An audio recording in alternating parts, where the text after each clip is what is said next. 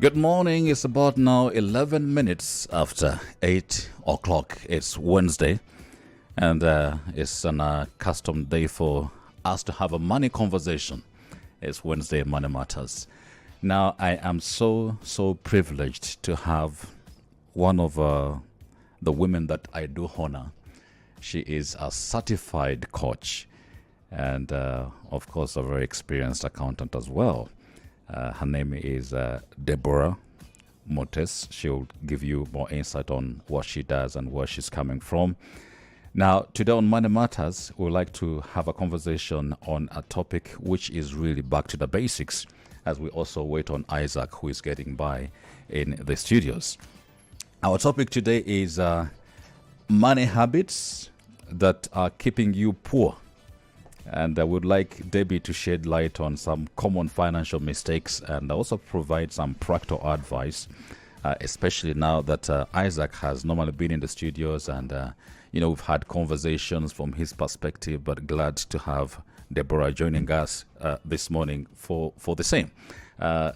Deborah, welcome to Kigali in the morning, and how are you doing? I'm very well, thank you, Jesse. Thank you for having me. It's a pleasure being here. Oh, great to have you today. I mean, just to be able to wake up and to start with a heavy conversation such as this, it's a privilege to have you indeed. Thank you. Thank you for having me. Isaac is also in the studios. Good morning, Isaac. Good morning, and happy Money Matters Wednesday to everyone tuned in. Debbie, Yes. I know that you normally have master classes on money. Tell me about what you do in that space. What we do is a master class to help people deal with the money mindsets that keep you sort of either enslaved or in the dark, really. Yeah, so what we do is just go through what are the money mindsets that you have that probably you're not aware of, and how did they come to be, and what do you want to do about them? What could you change in your thinking? Because money is heavily a mindset issue, more than it is how the money gets through your hands or things like that. All that becomes just a consequence of what you think. So the mastermind is really something that we do to help you deal with the mindset, the poor money mindsets that we have as a community. It's called Straightforward Financial Growth, and it's an 8-week program that basically we sit, read books, think about the ideas that those books present, discuss them, and we believe that with that kind of interaction, your money mindsets are going to change. Because many of us have, I want to do this, I want to achieve this, I want to go here, I want to build a house, but when you look at the way you live day to day, nothing can get you there. There's and no we believe strategy. it's a mindset issue, really. What have you found from the community through the different interactions, the community, people, Rwandans, and money? Are there generalizations? There are common, would I call them common mindsets? Many of us have, because we are from the same society, so you'll find that because of our family backgrounds, our cultural backgrounds, we have similar mindsets. One of them is not minding the mind, not thinking about it, thinking money will fix itself. Someday, somehow, I'll have enough money to do the things I want to do. And that is a common trend. In the younger generation, probably people who haven't gone into the workforce, you find that they think, I will think about this, or I'll know what to do when I'm working. When the money starts coming in, somehow I'll know what to do. So you find that there is a common thread, because many times we deal with people who are either in the university or just started to work. So you find that they think money fixes. I mean, we don't have to think about these things. That's a common thing in our community. Why should we have, I don't know, it will fall in place somehow. Why should you talk about money when you don't have money? Exactly. Thoughts like that. Why are you telling me to think about retirement at 20? Or why are you telling me to think about saving? I've never had to. Why should I save when I have nothing?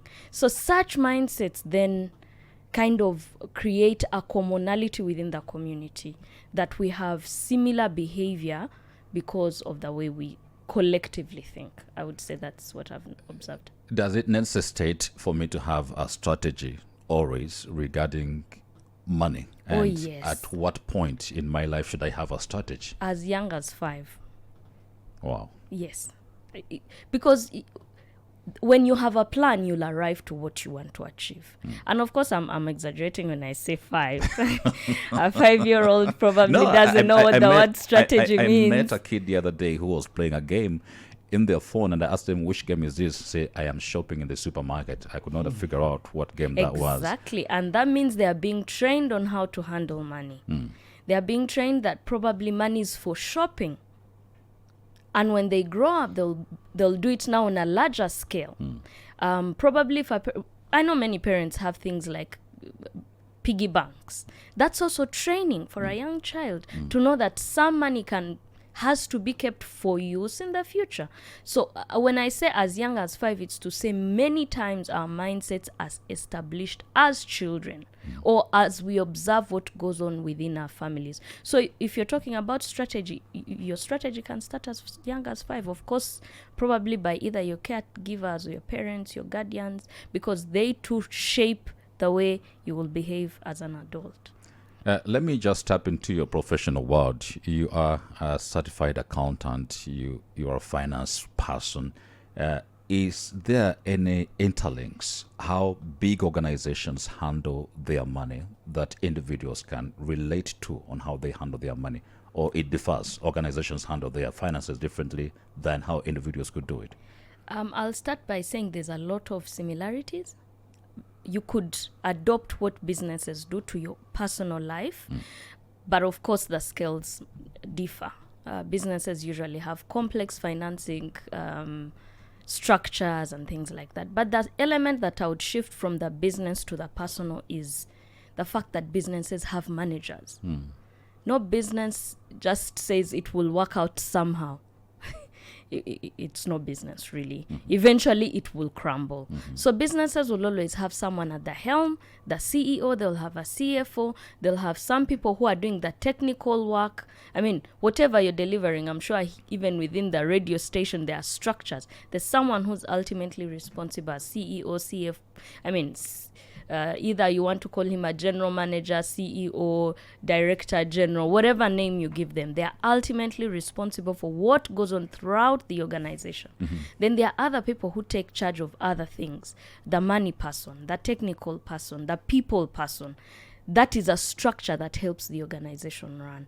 Now, if you think about your own life, you're the CEO, and probably you're the CFO, you're probably the CTO. You're the same person working, you're the same person running the money, you're the same person making strategy. So if, in a sense, you could think of yourself as someone who is an all-encompassing committee that runs your life, you might find that it helps you. And sometimes you might even need people to come along and, help you either build the capacity. There are people who outsource some of these things. There are people who have wealth managers, fund managers. There are others who have personal assistants. What are they doing? They are creating some kind of structure that helps them run their lives effectively. So it goes even beyond money, but I'll say what I see in organizations that we could take into our personal lives is having that mentality that I am running an entity called Debbie. I'm running an organization called Debbie.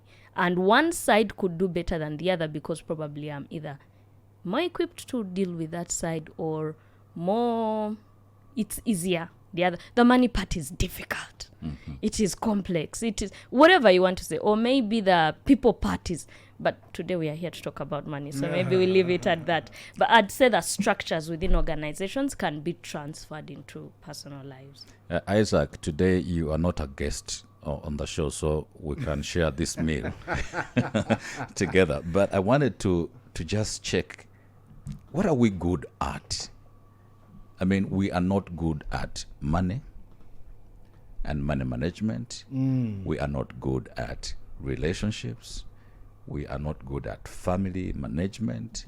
We're not so good at so many things. What are we good at, and who is going to help us? I'm wondering if there's a difference between not being good at something and not being an expert.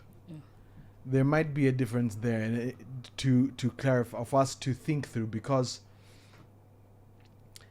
just as a company will develop over time and grow, it has its phases of growth and its phases of efficiency. Even us, we have to identify as individuals. You know, a company is a person. Yeah.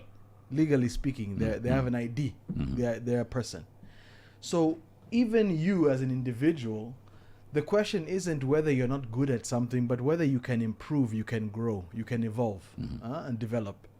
Because nobody is born good at something, right? You might be born with a tendency for something or for a specific skill in something, but you're not born good at it. It has to be worked on. So in the same way, when we think about managing our life, the such and such as name Isaac Limited, Jesse Incorporated, Deborah Limited Liability, LLC. The question becomes, how do I take the next step to be more than I was yesterday? Yep. That becomes the question, especially when you're talking about your finances. What do you need to know? What do you need to actively incorporate on a daily basis? Because knowledge alone is not enough. We're just talking in a training yesterday about how doctors are not necessarily the most healthy people. Finance people are not necessarily the people who are best at handling their own money. Oh, yes. There's a difference between, as Deborah was saying, which I 100% agree, our mindset. There's a difference between what we know intellectually in our mind and what we do intimately with our hands. That's why you'll find somebody who has never gone to school is very good at handling money, and they've never gone to school. So they learned through practice, activity. So it's important for us to think you might not be great with money, but that doesn't mean that you will never be. It just means there's a challenge in front of you that you have the sweet opportunity to overcome. How do you do that? And that's what makes an evolved person. Debbie, being a certified coach, when people saw the title Habits That Are Keeping You Poor, everyone picked the interest on finding out which habits could this be. And I hear so many people saying go to Mezenavi lately. Lately. It was not like that in the past, but currently. It's getting worse, you know. You've seen what's happening in Kenya with the riots that are ongoing there because of the inflation and taxation and everything in between now. Debbie, if you could just touch on some of the most common habits that you see that are keeping Rwandans financially unstable.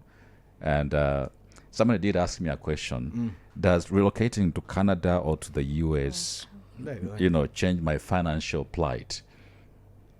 Oh, wow. Those are some loaded questions. I'll start with the first one. Of course, we have habits that are keeping us behind. We do have habits that are keeping us behind. But I think the primary one that I always think is the worst is the fact that we don't want to learn. We think things will somehow, and I think Isaac has also mentioned it, we think somehow, or we think because I have this head knowledge, somehow it will translate into, I know about saving.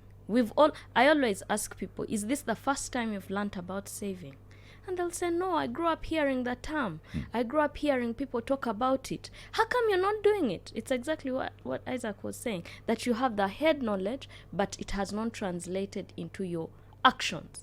So it's the primary thing that will keep us behind, or the habit that I find keeps us behind is our hesitation or our adamant position of I don't have to learn new things. I shouldn't have to try things I haven't tried before. That's learning. So the primary thing that I think keeps any society, any people group behind is when you refuse to learn new, to gather new information and action it and put it into some actions. That is something that I pass, and probably that's why I'm in this field, because I really don't like it when we don't learn new things, when we don't take new information, ask questions, gather data, maybe start by proving it. Does it work? Has it worked for anyone? And then you start to action on it. Because gathering information is just one stage. I'm repeating almost everything Isaac has said. That you have to learn new things, new skills. You have to gather new information. That is one of them. The others then become sort of a result of that. Meaning you do the same things you've done in the past and probably thinking somehow it will fall into place.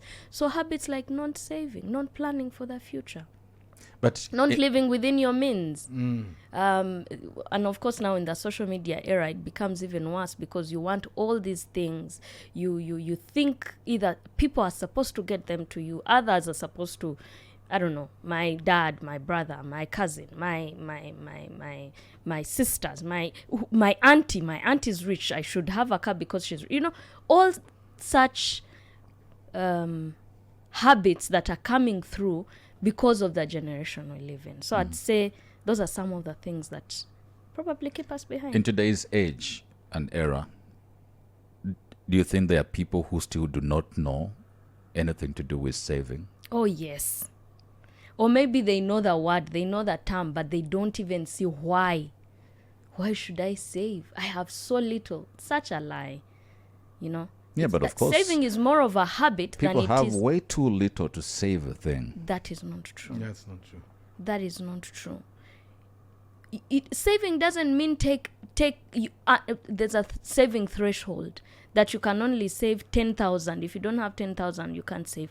And I wanted to say that it's more of a habit than it is about the money. Yeah, that's right. It's more of a habit. If you build the habit, it means when you have more, you will be able to save something substantial. But if you don't have the habit, when you save on a little, then when you have more, you'll be able to save the more. But if you don't do it on the little, then you will never do it at all. But I wanted to get back to the question you asked earlier, whether relocating from Rwanda to Canada or to any other such country will make your money better. Or I am of the school of thought, and I haven't lived there, but I have read quite a bit about people who relocate there, and I've heard stories from people who have lived there. It's likely to give you more headache than you want to take on. The money might come. The quantity of the money might change, but how about the standard of living? There you go. How about the quality of life? Yeah, we see them on social media living the best life.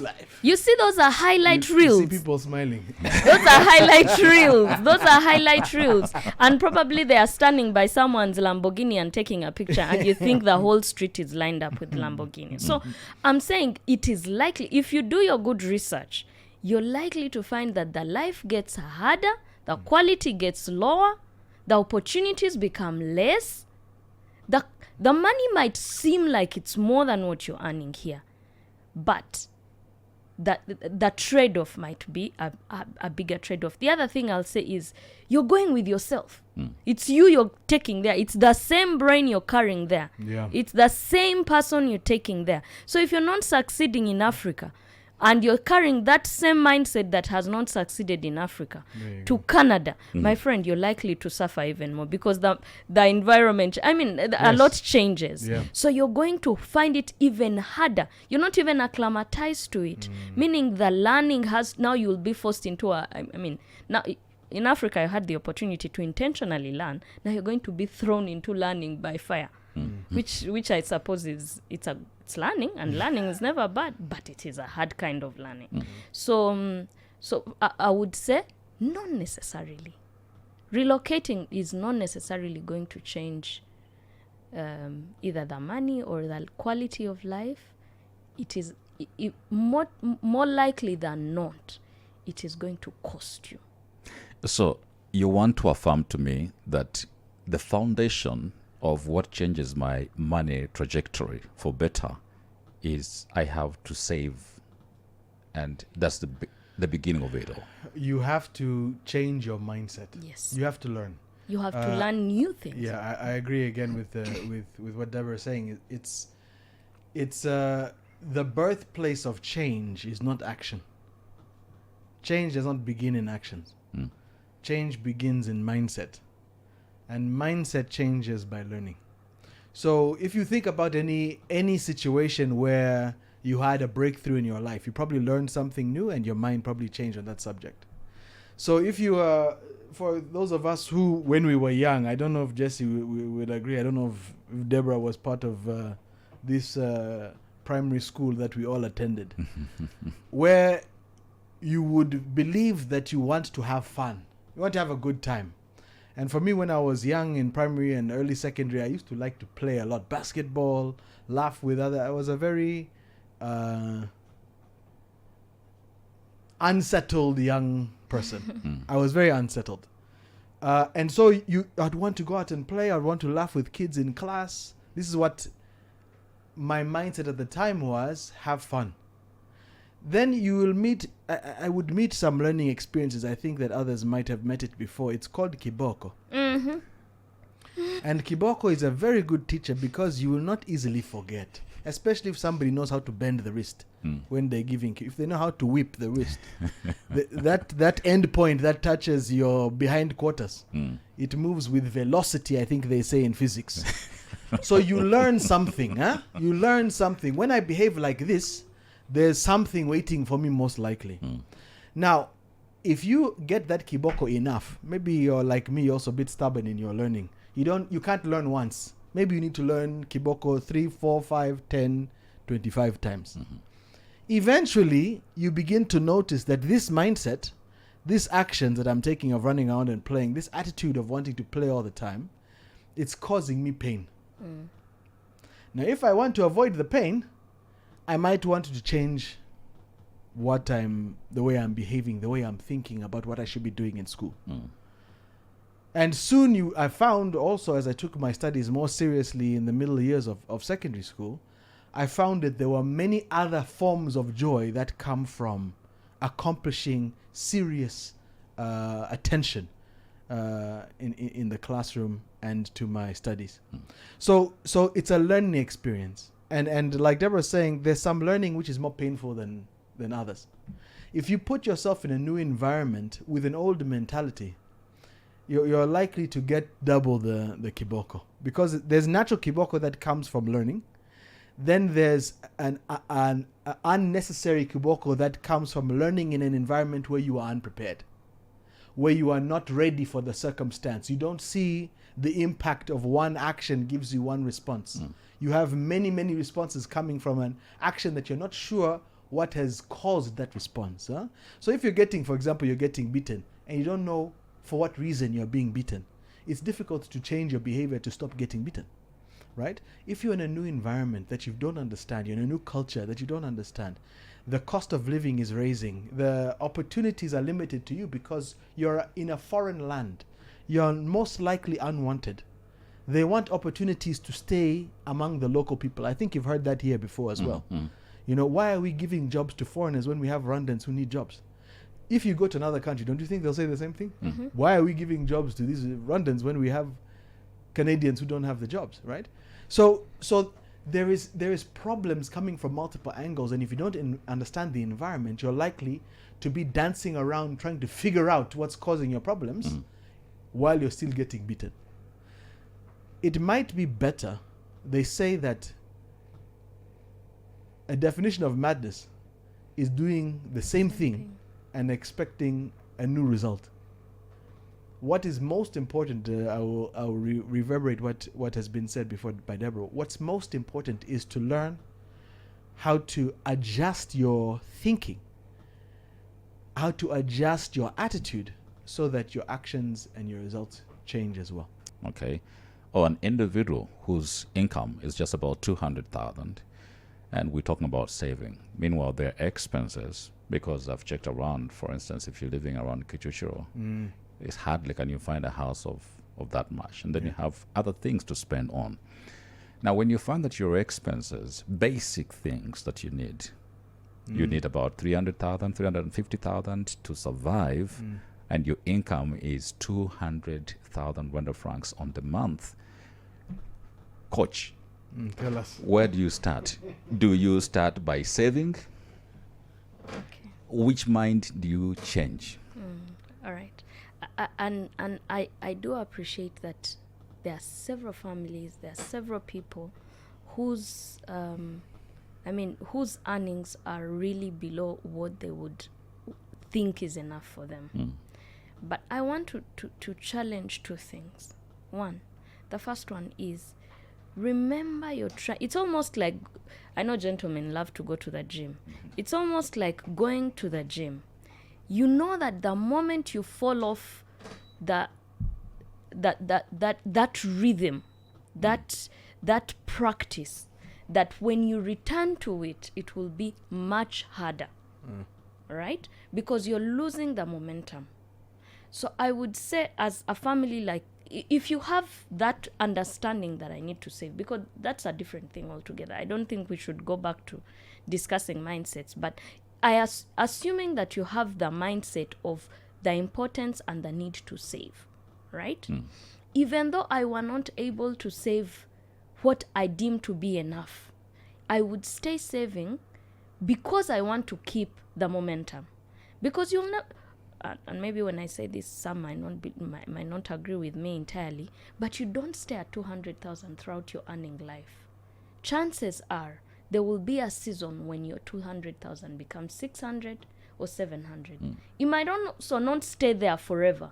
You might go back to 300 and then back to 200. I mean, Or even to 100. or to 100. So what I'm saying is, if you think about your life in a moment right now, I mean, you're only thinking about the 200 that you have right now. It will be hard to make sacrifices that will then give you the advantage when the money either grows or even drops. Because what you're trying to do is build consistent habits that when the opportunity of 700 comes in, you're already on that treadmill and you keep going. You make it better, probably. So what I'm saying is, even though I were earning 200,000, right now, with my understanding, I would say, let me try as much as possible to still put something aside, both for the benefit of what savings get me, but also to keep the momentum going. So that is what I'd say about a low income. The other thing is, in coaching, we tell you, we sit with you and have a conversation and find out, why are you where you are as an individual? Because every scenario is different. Every person's circumstances are different. Why are you where you are? We'll look at your age. We'll look at your skills. We'll look at your even just your mindset. How do you think? Because there are many people who will not accept to stay at 200 when they have a mindset that says 200 is not what I should be making. At what stage are you in your working years? Are you at the very start? Is it your first year of working? Right? Have you been working for 20 years? Are you tending towards retirement? Because if you think about it, we actually live life in seasons. There will be a season of great earning, and then there'll be a season of probably low earning.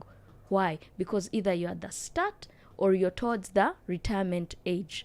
And that means what coaching does is to advise you to even have that recognition that I will not forever be in my prime of earning. And that's why retirement comes in. You start to think about, what do I want my future when I'm no longer able to have as much So we have something we call passive income and active income. Active income is when you're working and you get paid for what you're doing. And our say is always that in those years, you maximize saving, investing, growing your income in those years, so that when you are not able to work, no one is hiring a 70-year-old person. I don't know. There could be some. There could be some, but There's they are Biden. outliers, really. But no, in the workforce, you're not going to apply at 75 and compete with a 30 or 28-year-old. Probably every employer will, put you on a scale and say your working years are well behind you. Probably you can be a consultant. You can be some kind of advisor, but actively working, 8 to 6 or 8 to 5 every day is unlikely for you. So I would say that with that 200,000, I would look at the circumstances of the individual, and then we work out a plan. Do you need more earnings, or do you need to cut down on some things? Are you in a 2-income household, or are you the sole provider for your family? Who else is in that family? Because if you're from an older generation, it probably means you have children who should be, I'm trying to paint a picture to say there are circumstances that surround someone who's making 200,000. So I would not say chop it like this, do this first, do this next. I would more look at your life holistically and say, who is Jesse who's making 200,000? Why is Jesse making 200,000? Has he been ill? What are the specific circumstances for Jesse who's making this money? What is the long-term plan for Jesse? How do we move from 200,000? Because generally speaking, you're right. 200,000 is not enough to survive in Kigali. But how do we move from that 200,000 to something more either reasonable? There are many exercises we do with people when we are coaching to help them deal with their personal circumstances. To make matters worse, you see, that 200,000 is not likely to grow as we are shown, because from what we see, we've seen the prices of transport going up, fuel going up, food prices going up, housing going up. The only thing we cannot see is salary increment. At least no employer is having that conversation, because they're also saying, oh, we've been hit by the inflation. Yeah. Actually, they're looking to cutting down on the workforce. So it is threatening, and then we are in that dilemma. Yesterday, speaking to somebody, this lady told me, if you guchira muri Africa to be horrid, nago byashoboka. I completely disagree. And this is what she says. Even when you have that 200 and you are trying to survive on your own, there are so many other unplanned expenses where you are expected to participate. As an African breadwinner. One, somebody has died. Community expects you to make a contribution. Somebody is getting married. Now, these are not events you plan for, because people are planning. They're not your events, but you have to participate in these events. Somebody has failed to take their child to school. They give you a phone call, Ewan, mfash. And because your family, it's just too hard to save anything. And even when you save it, someone is going to come for it. And out of empathy, you're going to give it away. Okay, let's all die anyway. I don't know whether this is Isaac's question or my question, because it's more of an observation than a question too. It's like, this can't happen for these reasons. Jesse, I actually disagree. Africa is very, very endowed. I mean, with opportunity, not even just with natural resources. Because of the lack of solutions in this side of the world, the opportunities are endless. The difference is we have not been trained to see them as opportunities. Even this area in which Isaac and I are working, you will find this whole market, you'll barely find enough people to cover the ground that needs to be covered. That's right. And that's a huge opportunity. You could train yourself to be very good with your money and teach others, because the problem is for I could gather 12 people and only one of them knows about saving. Or they are doing it, but they don't have the language around it. I've never had to meet Isaac, but I know he's working with a whole group of people that I know nothing about. I'm working with a whole group of people that he knows nothing about. So I'm saying the opportunities in Africa are not few. The difference is the way we think. And I'll go back to that problem that you presented. Every Rwandan, every African knows that I will contribute for a wedding, I'll contribute for a funeral, I will contribute to school fees. We all know it, but we don't plan for it. And when you don't participate, but there's a difference between not planning and not participating. Yes, there's a reason why people call you, because it's a known fact in this whole community that you will be called. The difference is you do not determine ahead of time to say, when I'm called, this is how much I can commit to this thing. And then the other thing is, and this is where probably it might rub off people the wrong way, is choose to bet on you first. So say my future is, I need 20 million for my future to look like this. I will work for the 20 million. I will give after I have committed to me first. And I'm not teaching selfishness. Sounds like it. No, yeah, it does. not. It does. But even, and I didn't want to go there, but even the Bible says, love as you, love others like you love yourself. There's an implication that you have to take care of yourself. It is not wrong to take care of myself. Yeah. In fact, when I take care of myself, I lighten the burden for others. The reason those people are probably coming to you is because they too have not taken time to sit and observe and make up their minds about their own lives. You know our cousins in the village who keep having kids. What do we say about them? They have kids for us. Exactly. That means they are On our behalf. they are having kids, and we are saying they are not thinking about them. They are thinking someone else. Yeah, we'll So handle. essentially, it's the same thing. It's just showing up in a different way. Just see if today, and this one liberated me completely. If today I have a budget that says this month I can afford to contribute 20,000 for anyone who will show up. I don't even have to know them ahead of time. When you come and ask me for 40,000, I tell you, take the 20,000. I have lightened your load Yeah, by I've helped you. 50%. Now, the other thing is I could choose to say, and this is what I've decided in my mind, don't pay me back, because most people come saying, I'll pay you back. Now, not only have they taken your money, the relationship is at stake. So I said, don't pay me back. You are asking for a loan, I'm giving you a grant. Take the 20,000. Go find another 20,000 somewhere else. Another grant. If you're lucky to find someone else who Yeah. will give you a grant. But what I'm saying is, I determine for myself ahead of time how much I can contribute. I have deferred contributions myself. I'm speaking about my own experience. Wedding contributions and all Yes, that. yes. And I take the risk of being viewed as an antisocial person. But in my mind, I said, this month, I can't afford to give this person money. But next month, when I'm drawing my budget, I will set aside money for them. When I give it to them, they are happy, Yeah. Yep. but I gave it to them a month later. What I'm saying is that the thinking that it's impossible to figure this thing out is wrong. The thinking that you cannot grow rich is wrong. There are very many rich Africans in Africa, many of whom are not even educated, but they practice certain things that retain, grow wealth. That's right. So mindset is the primary issue. When you deal with your mindset, it's not impossible to overcome this What you challenges. present and how you have structured how you define your expenses and think of you first, does that help in budgeting?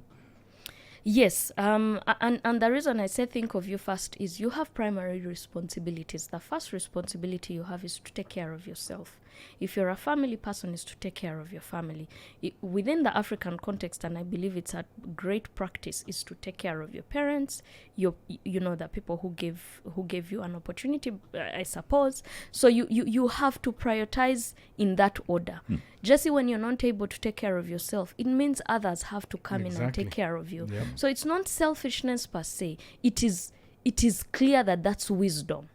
It's wisdom that I should not have to depend on others, that I should be able to take care of myself and not create voids that others have to come and fill. So taking care of myself, budgeting helps me to take care of the things that I can take care of. And by the way, problems are everywhere. They will show up every week, every month. So you just have to prioritize which problems do I deal with first.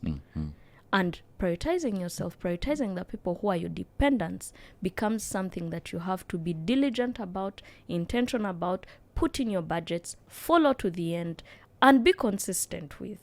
Because with that argument, I should not be able to take care of my parents every month. I mean, I should be able to give them this month, the next month, anti waka kayons ni uchene amafaranga kurusha abandi. But I should be able to say, no, my parents have to continuously be taken care of because they are my parents. Then my cousins don't have to come and take care of my parents. Do you understand what I'm saying? That's right. Yeah.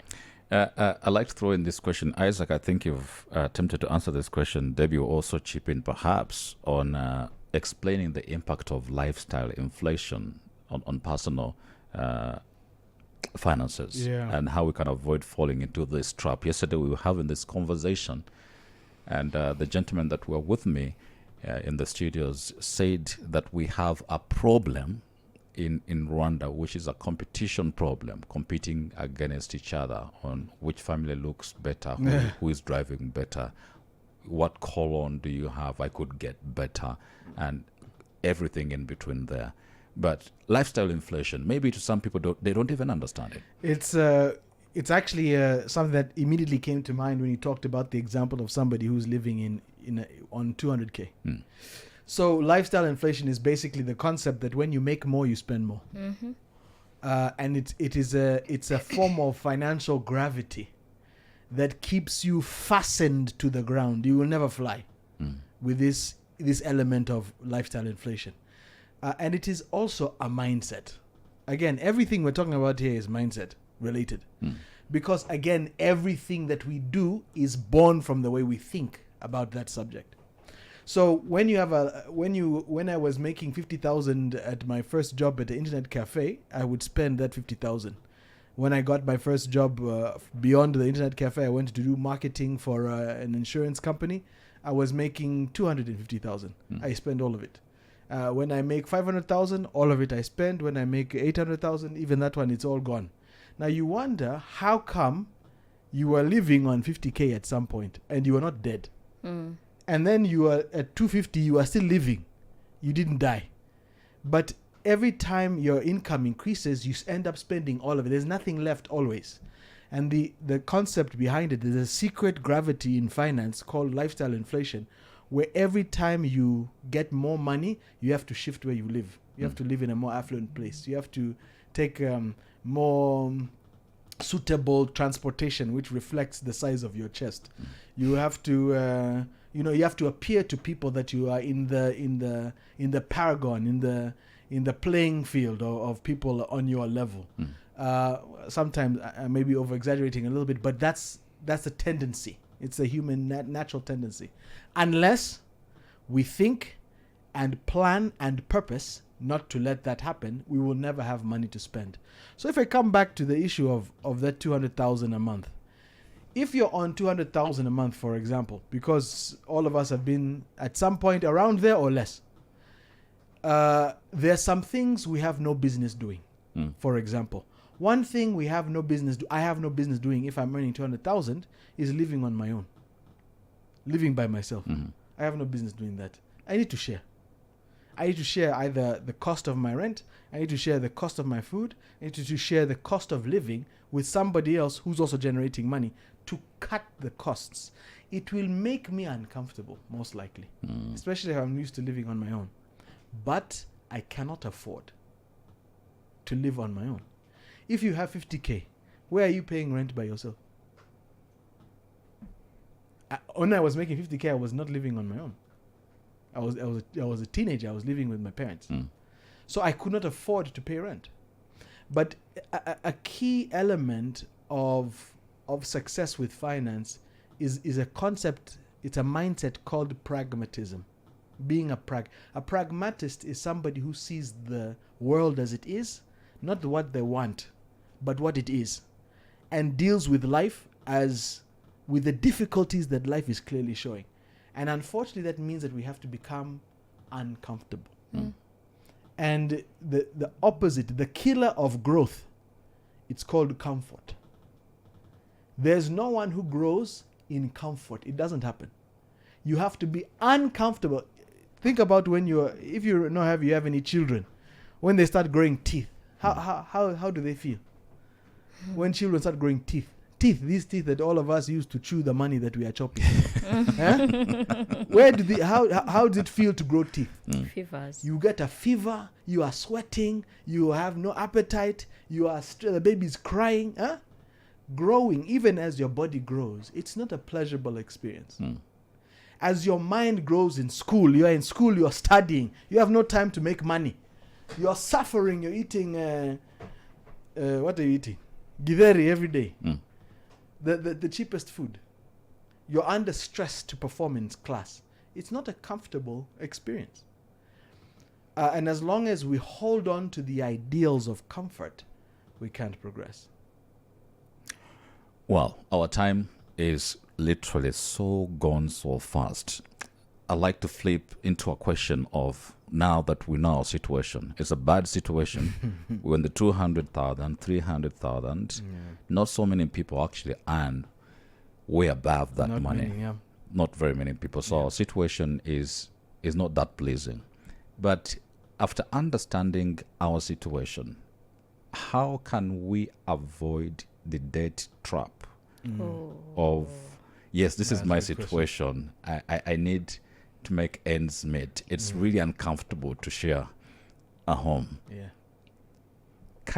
We Let's know be borrow. we know ourselves. Uh-huh. We have this title and Ndumunyarwanda share.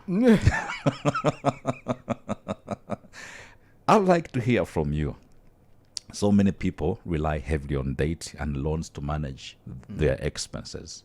And even these loans have been packaged in such a way that they sound so sweet. You can get a wedding loan, You will not pay a gown loan, yeah. take it for free and start paying after 6 months. There you go. All of these have been structured, and then people are just in the Cycling. loop Yes. of, let me pick. I always get to hear so many people, oh, don't send the money on my phone because It will be drawn. yeah. Yes, don't send it on this account. They will- Others say, please send me this money, then I get more money and I send yours Pay back. back. That cycle. We know we're earning less, but how can we avoid it, Debbie? I'll start by saying that I know two things about debt. The first thing is that whether you like it or not, it enslaves. Whether you see it up front or not. If you talk to people who have debt, we were having a similar conversation yesterday with a group of my friends, that debt in its nature enslaves. It keeps you where you don't want to be. It causes you to have to live in a way you would not choose to live. What do I mean? It causes you to have such maneuvers happen in your life. Now I need a second phone so that I have another number where people can send money. Right? And then phone now that doesn't somehow borrow. yes, and somehow still I have to transfer that money to the phone that borrows so that I increase the level of borrowing. I mean, it creates complexities in your life that naturally would not be there. You're stuck in jobs that you and probably if there are people out there like this, I feel your pain. You're stuck in jobs you don't necessarily want, you don't like, you endure people who are probably not pleasant, not because you want to do the work or you're enjoying that or you're learning or you're growing, but because at the end of the month there's a payment to be made. That is a form of enslavement. It's modern day slavery. Right? But unfortunately, I think the second reason I don't, especially consumer debt. There it is. Debt to buy clothes, debt to buy fridges, debt to buy TVs, debt to buy, to pay for weddings. That one, my brain can't understand. But it's consumer debt. Debt to travel to Zanzibar. Debt to travel to Zanzibar. It means you are eating your future now. That's right. You remember when we started out and said in your earning years there'll be growth. You will not forever stay at 200,000. There'll be a time when probably you edge towards 1 million or even more. But because you have decided to consume what you could have afforded in the future now, you cannot get out of that cycle. That interest is your money going to pay for the privilege of going to Zanzibar now. I mean, you could go to Zanzibar in 2 years, right? But now you've gone That's to too far. Zanzibar. Exactly. That's People the are other posting. thing. Discomfort. That's the other thing, Jesse. Those want are the now. sacrifices, and perspective is very Yeah, important. yeah. We are in our 20s, in our 30s. We think we have to live. I mean, now is the time. There'll never be a future, I suppose. But my friend, you're going to live for 40 more years. And in 40 years, if you really want to sustainably post, I would imagine that you should be able to do it over a longer period. If you post and you disappear, I mean, it is for 2 days and then you're nowhere anymore. So the whole point of posting disappears. But what I'm saying is many of us don't recognize that life is, I mean, not long in the sense that you will, but this life, you will live beyond 10 years. You will live beyond 15 years. You will be here when you're 60. And that 60-year-old Suffering at 60 is We'll horrible. not hustle like the 40-year-old you have now, Suffering or at the 70 is 30-year-old. horrible. That's right. Some of you are already seeing the consequences of suffering at 70. You have aunties, uncles who you saw work very hard in their young years, but today they have to depend on handouts. You know they are not lazy. You know they are not incompetent, but the season has changed. And such experiences, if you're wise, wisdom would tell you, observe, learn. Change. If you see such a situation, posting is not going to help you in those years. And they are coming. They are coming. So for me, I'd say think long term. And work hard at things. Because in our generation, honestly, there's not enough messaging that helps you to think long term. So there's an intentionality that you need. Sit with your parents, sit with your uncles, sit with your aunties. Ask them those questions if you can. What is the most you ever made? When was this? If someone tells you I made $1 million in each month in 1999, my friend, that person was extremely rich, right? But today they don't have anything to show for it. So it's to say you can easily end up like them if you don't change your habits today. I think that's what I'd say about that. And that it's consuming your resources ahead of time. And please, don't believe the hype. Whether you like it or not, you will pay highly for that experience. Yet you could save, think about it, even go for a less glamorous... You can go to the beaches and take the pictures, but you're staying in a less glamorous place. For 2 days, 3 days, at a cheaper cost, so that then you're not taking all your future earnings and committing them to a loan. Wedding loans, Jesse, I really don't understand it. I think, let me not offend your listeners, but Standard, I don't understand it. The wedding has to hit more than Has to hit the more than previous the- wedding. No, hit more than the marriage. Exactly. And Jesse, like, you know, we have a whole lot of friends who come here to talk about marriage on Sunday. You find that very many people will do as much as borrow for a wedding and never prepare for that marriage. Now, unfortunately, God forbid, you're in debt and now you can't even get along. And now you have to divorce. And you have to even share divorce loans. I mean wedding loans. Debt. The You have debt to that share you it. got to get a wonderful wedding now becomes a thing to divide up later. And maybe I'm being morbid here. Being very extreme in my thinking. But what I'm saying is, how about you go for an afford it? Maybe not necessarily have a cheap wedding, but be able to afford it. Don't go into debt. Once you have done that, prepare for the marriage. It's the one that will last longer. So it's just priorities and what information you have. Yeah. Great. I know it's important to have financial literacy. Debbie, where you're coming from, you always have a master class, but what opportunities do you see in Rwanda where people can engage with such information and deliberate? Do they come It's a often? lot. You have to read, guys. You have to read. You have to find resources of people who have gone through, because the information is out there, and we live in an information age, which for me I think is a great opportunity. It's not as expensive today to read as it was many years ago when our parents had to have a paper, and there are so many avenues to get the books, to get the resources, and there's so much writing out there, both African context, maybe let me not say local, because I don't think I've seen a lot of local Rwandan content, but both African context, and Africa largely is similar. In our cultures, because of the way Africans have come up. So there's books from Nigeria, books from Kenya, books from Uganda, books from America, and all those books by are there. If you want to learn about consumer debt, read about America. You'll be shocked at how who you suppose is rich is living on debt and dying and having to go into bankruptcy. So read up.